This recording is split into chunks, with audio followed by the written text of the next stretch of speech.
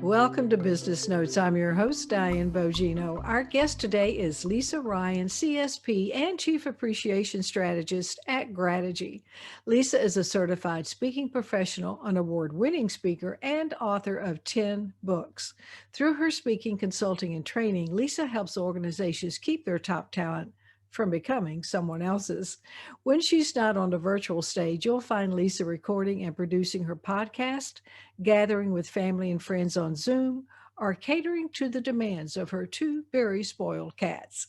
I'm delighted to welcome all the way from Cleveland, Ohio, speaker, author, and paint by number artist, Lisa Ryan. Lisa, welcome to Business Notes, and thank you so much for being on the show today. It is fantastic to be here.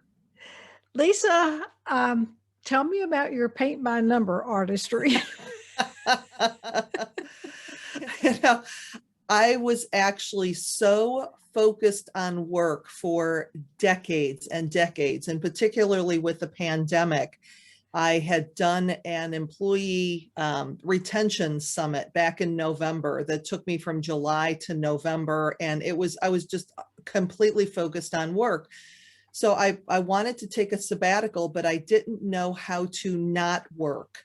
So I put out on my email, on my weekly gratitude thought of the week email, hey, I'm looking for a hobby. And one of my subscribers talked about adult paint by numbers, and I had never heard of such a thing.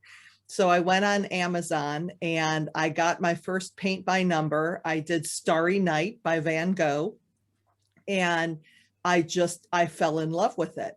And so probably since December, I've done more than 10 paint by numbers. But then what happened is I had all of this leftover paint.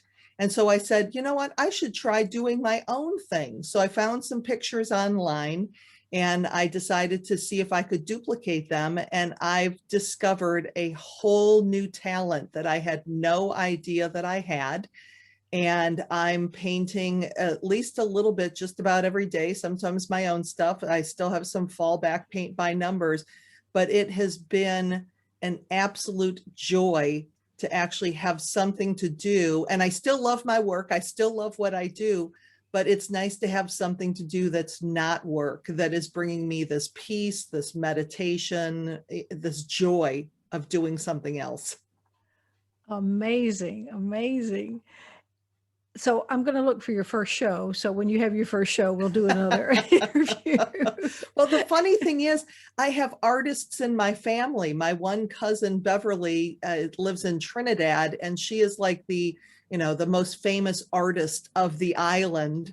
So I have, and my sister's a great artist. She actually got a scholarship for college. And I always thought the art gene passed me up. I had no idea that I had it until I started experimenting just with leftover paint. So now I have all kinds of paints and brushes and an easel and palettes.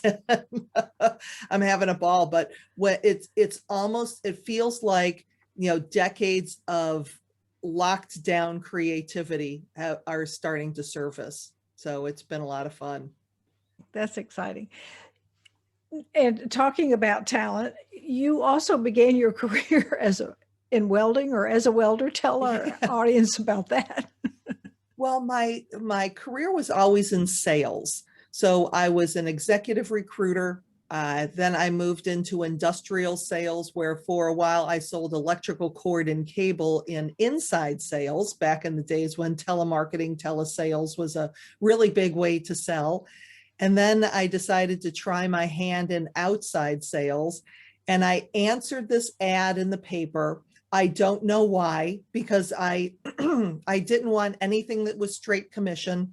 I was making far too much money. And of course, I was way too good of a sales rep to, work for straight commission. But there was something about that ad that not only did I know that I could get the job, but I knew that I would want it. I can't even explain it.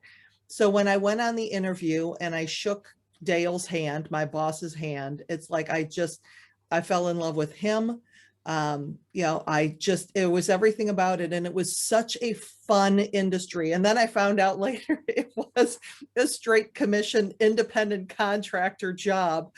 So for 7 years, I did that. I took a territory from zero and built it up to one of the highest producing territories in the country. I loved the industry. I got to see so many cool things, from steel mills and going into auto plants. I went into the salt mine, which is a mile beneath Lake Erie, and we were 4 miles out. So it was just a really fun career. And I also loved welding. So I took a welded art class at a local community college 4 quarters in a row. It would just show up every Saturday, and me and the instructor, after class was over, her and I would just play in the welding shop till for 3 or 4 hours and make stuff. So, and then from there I went into healthcare. What a fascinating journey. Good grief. But now you focus on gratitude strategies, and tell us about Gratigees. How did all that come about? In 2009, I actually went with 3 of my friends to a firewalk weekend. It was a 4-day intensive seminar. And of course, when you do a firewalk, and that was my second firewalk, I did my first one in 1989, we were really excited, and all of that kind of stuff of just coming off of this amazing weekend. But we also knew that unless we took action, everything would go right back to where it was before. And we didn't want that to happen again. So we opened up a Facebook thread where we shared people we met, experiences we had, things that we learned. And then one of my friends said, well, why don't we write down 3 things that we're grateful for? So I think that he had just read the Oprah article or something talking about the gratitude journal. I have no idea why Mike suggested that, but we did that every day. We held each other accountable. And it was that practice that changed everything for me. I mean, I was in medical sales at the time, and I was noticing that customers that I hadn't talked to for months were calling me. I noticed the difference from my husband. So all of these things were changing, but the only thing that I had changed was that practice of gratitude. Now, the funny thing about that is I wanted to be a speaker. I wanted to be a speaker from my very first Dale Carnegie class back in the late 80s, but I didn't know that speaking was actually a profession. I just knew that I loved doing it. And then when I found out it was a profession, I didn't know what I was going to speak about. I mean, I was in sales, but I really didn't want to speak about sales. I did some network marketing. I didn't want to go there.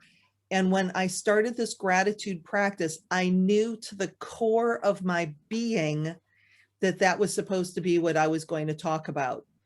And I actually had to switch the language, because when it was, first of all, in 2010, speaking about gratitude and creating a culture of appreciation, as one of my friends who owns her own business kind of told me, she patted me on the arm and said, nobody's going to actually pay you for that, right? And I said, you know what, you're probably right, because it was still considered way too soft and fluffy and spiritual and all those other things. So basically, I changed the language. And I said, well, what will companies pay for? Well, they'll pay for employee engagement and retention.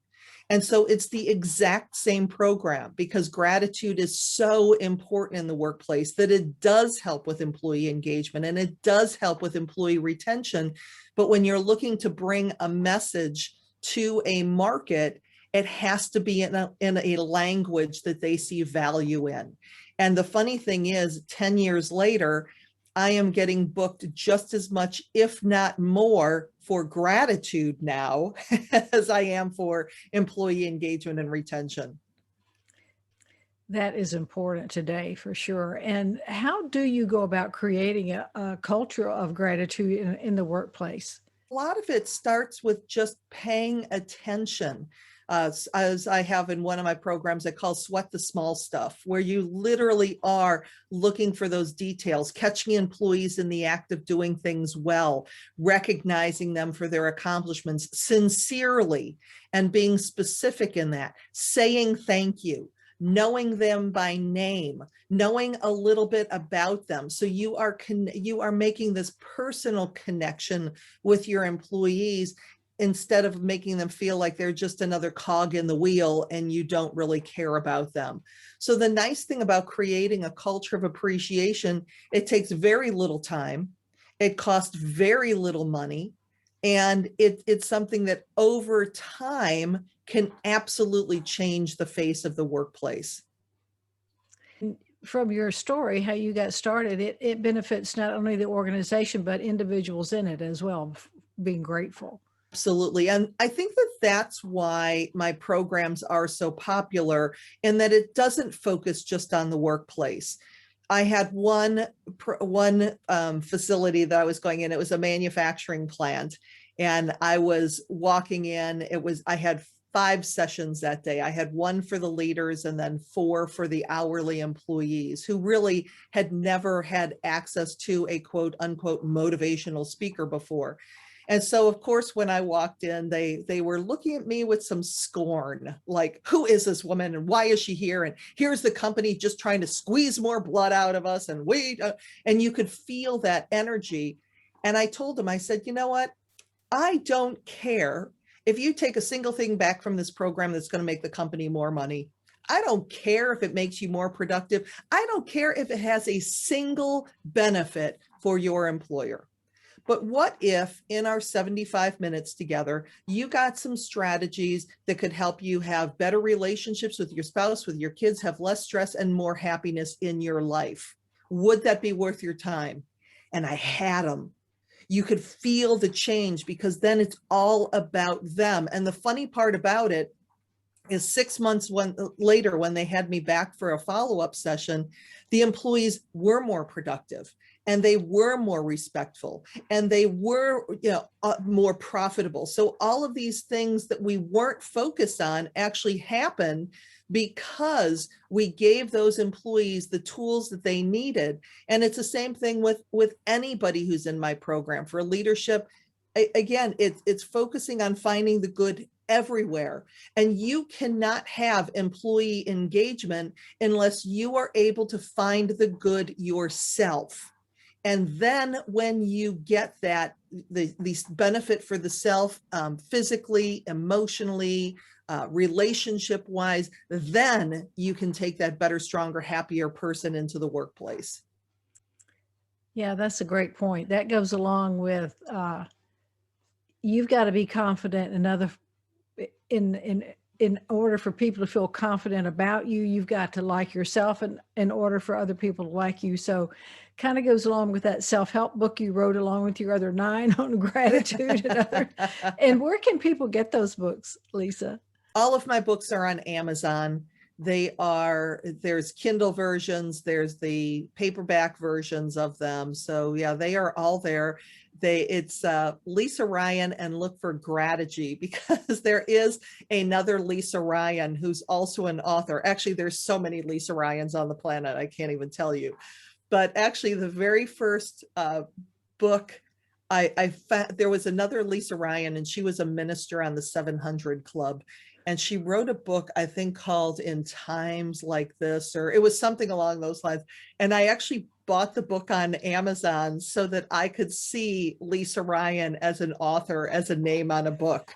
So that was part of my whole visioning process of getting my full book out. So all of my titles are gratitude. I have one on public speaking. I have a gratitude journal. I have quote books. I have tip books. So, but everything really does focus on workplace culture and gratitude.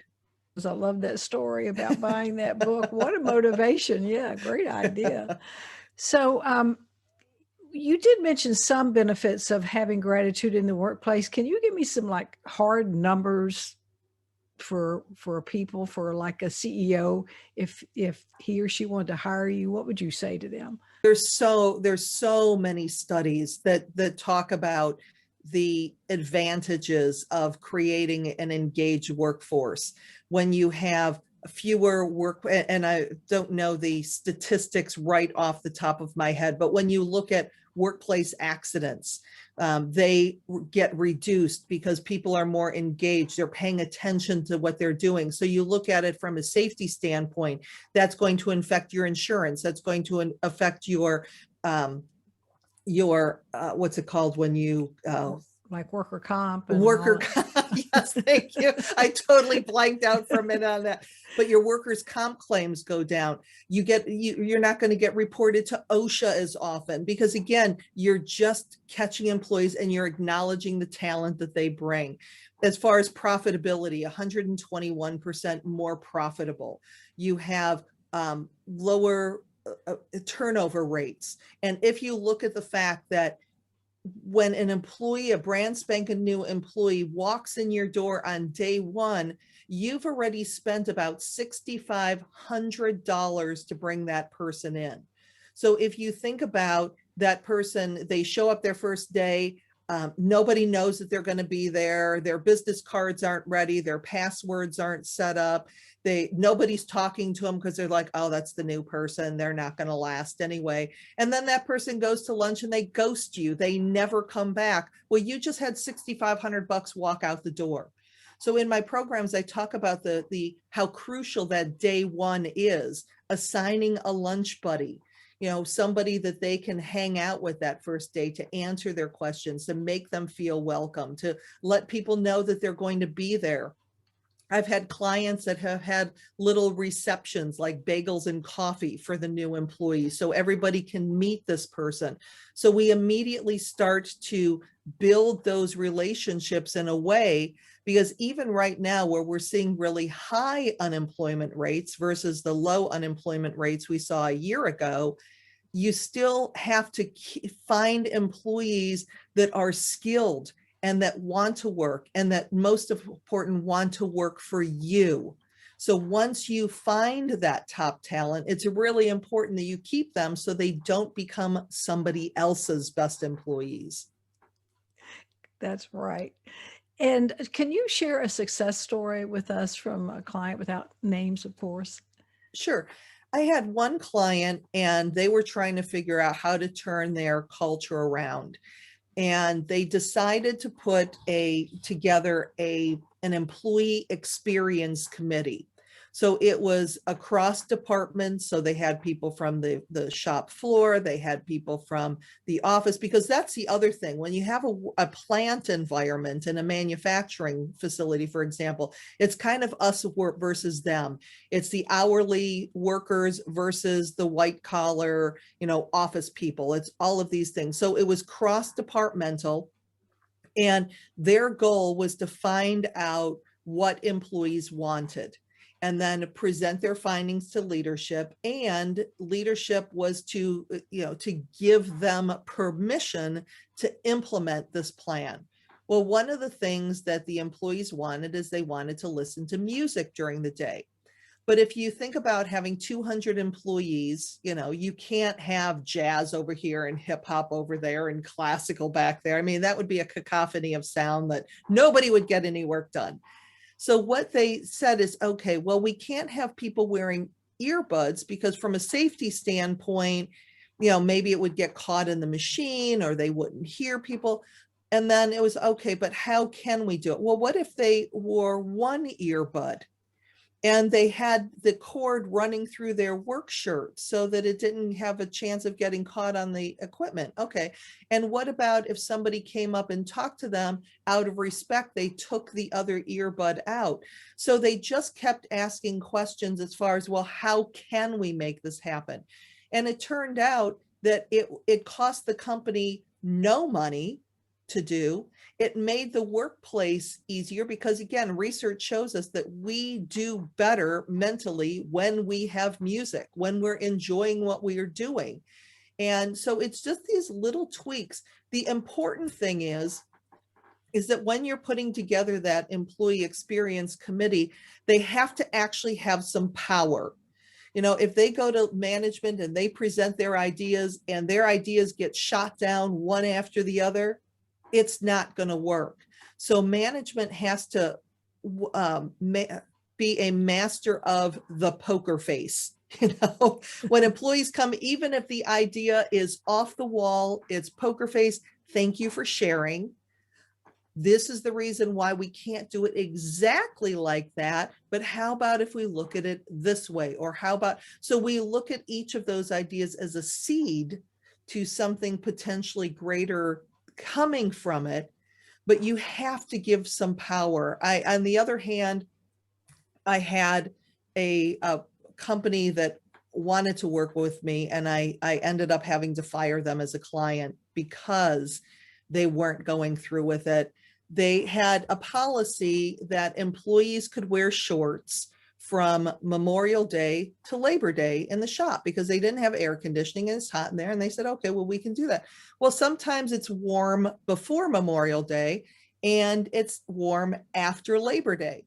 And they said, well, why can't we just, wear shorts when we want? So you think that that is the perfect opportunity for this leadership team to come in and say, you know what, you are absolutely right. You are adults. If you want to wear shorts in the middle of winter, it's fine with us.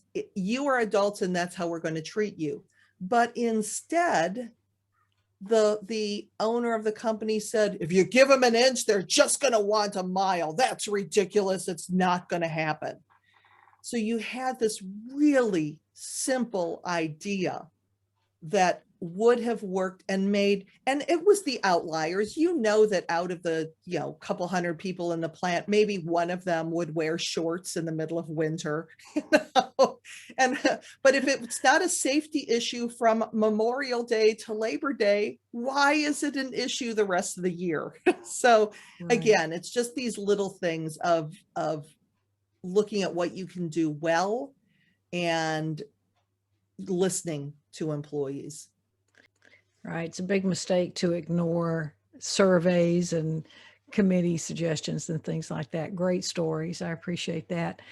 And since a lot of my audience is entrepreneurs, I know that you studied marketing and I know you do a lot of podcasts. Can you give a couple of suggestions for entrepreneurs for getting themselves out there today? Actually, with the National Speakers Association, I do a program, 4 chapters called Smiling and Dialing Your Way to a 6-Figure Speaking Business.